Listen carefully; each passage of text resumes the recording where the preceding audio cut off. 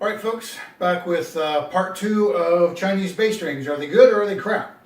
So, if you look at the other video, I had a four-string set. The brand is Alice. They turn out to be decent.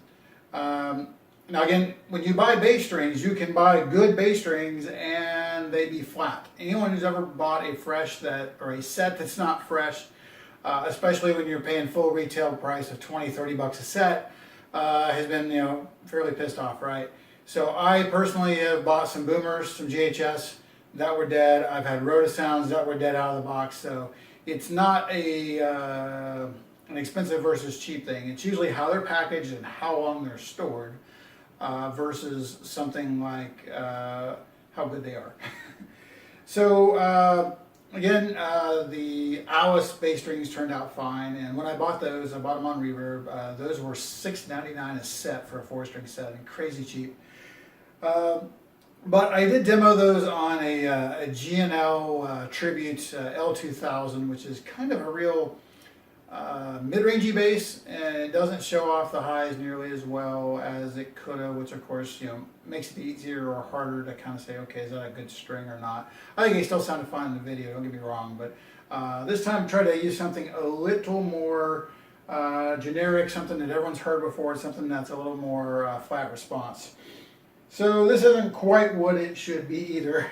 This is a 2008 Mexican Fender Deluxe Active Jazz, except the active is gone. So previous owner took out, I believe it had an 18 volt preamp in it, and the Fender noiseless pickups, and instead they've gone passive. They put all new controls, a new plate in, and they have put in a set of Norstrand pickups. Nordstrand's sound pretty good. Other than that, kind of a modern but still vintage style bridge, and just your typical five-string made in Mexico Fender. Maybe a little step up from a standard with these pickups in it, but it's got Goto tuners on it. Anyhow, it's not really a demo of this bass. I will do one. So we're looking at the strings. So these are Kanok, K-A-N-O-K strings. Again, I bought them off of Reverb, same seller as the Alice strings. $8.99 shipped to my door. I had them in, I think, 2 days, and that's more than halfway across the country. They came from California, or at least the seller is in California. I didn't pay attention to the actual postage where it said it came from. All right, so when you buy the strings, what you get are strings, and you also get from them a free pick. Wow. With the Kanok logo on it. I don't know how well the camera can see that. But for purposes of this demo, I think I'll play with a pick because it's nice and bright and you can get the idea. I will tell you the strings did arrive fresh. I think they sound pretty good. These are nickel wound rounds with steel core, which is my preference.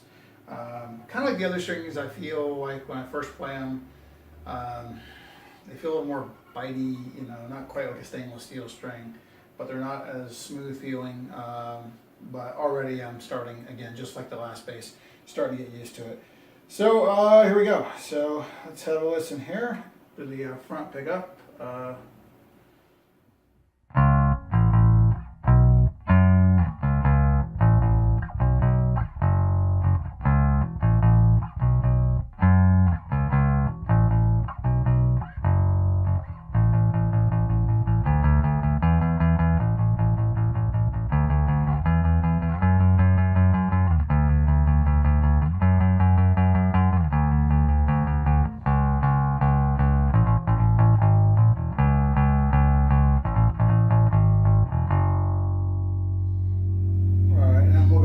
Here.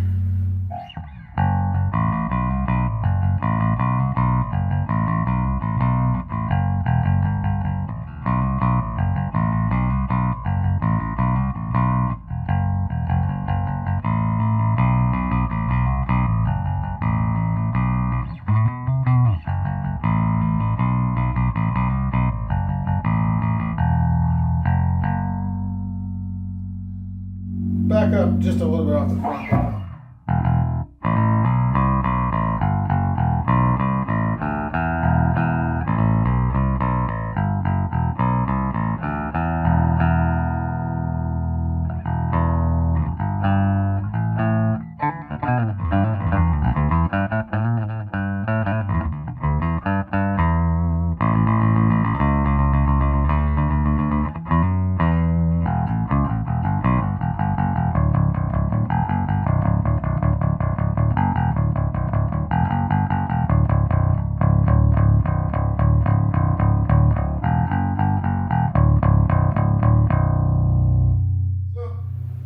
there you have it. I think the B maybe sounds not as good as the other strings do.